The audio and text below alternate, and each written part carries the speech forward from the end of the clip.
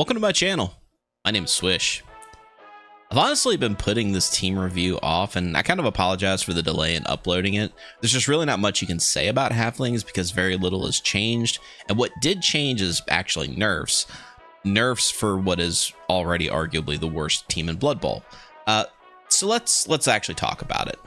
Looking at Season 2 side by side with Season 3, there are really only two changes. Halflings lose access to the Old World Classic League and replace it with the new Woodland League. And the other change is most of your players can now add the Devious skill tree to their secondary skills. Now, normally, this is where I'd go through each player and talk about what they're good at and how to progress them, but my strategy with Halflings is actually a little bit different. See, I think the secret to finding success with Halflings is to not really play them.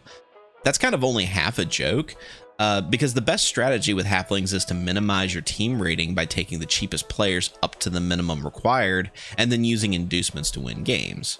This could be the classic Master Chef, but Halflings have always been a fantastic vehicle to run star players. The loss here is the removal of the Old World Classic League and its associated star players, and its replacement, the newer Woodland League. See, all of the Halfling star players from Season 2 were essentially split up into two different leagues, either Halfling Thimble Cup or Woodland League. In Season 2, if a team had access to multiple leagues, it could use star players from any of those leagues, but in Season 3, you have to choose one of them at creation.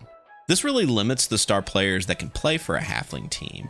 In days of yore, before ogres and snotlings, Halflings were the cheapest players in the game with access to some of the best star players. Instead of spending all of their initial money, they'd just buy enough to make a legal team and burn the rest. Now, the rules of which have changed a bit over the different editions, but the idea was always the same. You start with a much lower team rating than the rest of the league and then spend the difference on something like Deeproot or Morgenthorg. In Season 2, that included some elite star players like Griff, Carla, and the mighty Zug. In fact, I'd hazard to say that the Old World Classic has the best selection of star players, and looking across the rosters that could reasonably run them, they've kind of all lost access to the Old World. So where does that leave Halflings?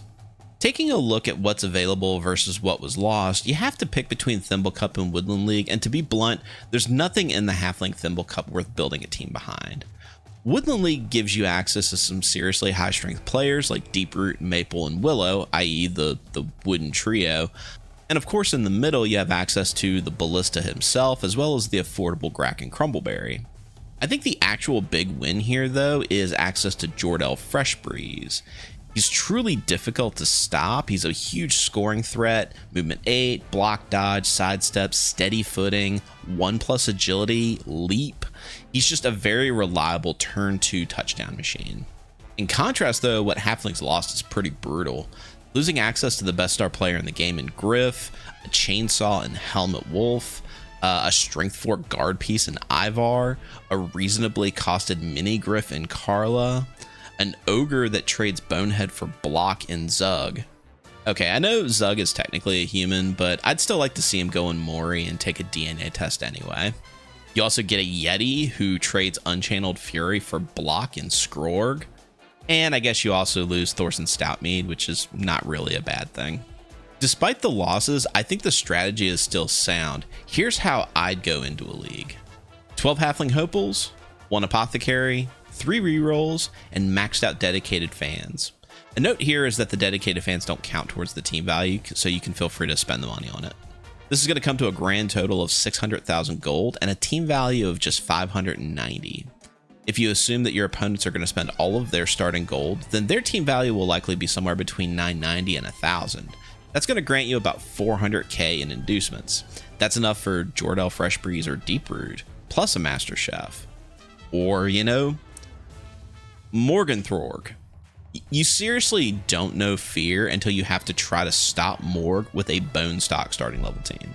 You'll likely lose some money as you go along, either because you'll have to rebuy Halflings or from expensive mistakes, but after a few games when your opponents start bloating their team value, taking elite skills like block and guard or just expanding on the team, you can afford to purchase a tree man or two to wall up your front line. Now, what star players you take could depend on how much money you have in inducements, who your opponent is, or your preferred play style. One of the upsides to this strategy is the flexibility to swing in different directions, keeping your opponents guessing as to how you're going to play your next game.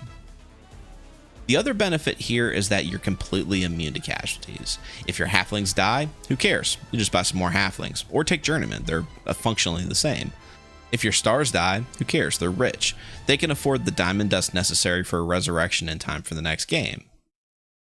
You never really want to advance your halflings, though eventually when you pick up treemen, you'll hopefully grab up some of the MVPs with them and get a few casualties as well. The downside to this strategy is it really ruins the fun of playing in a league. There's no stress on advancing or losing players, and if you really want the authentic league experience, I'd skip halflings. Now, we'll revisit this strategy a couple more times during this series, notably with snotlings and ogres, who I think do it a little bit better, actually. But that's halflings. Yes, they are garbage players, and the trick is to really capitalize on their garbageness. Thanks for watching. I always appreciate any likes and comments you leave me, and until next time, Nuffle's blessings.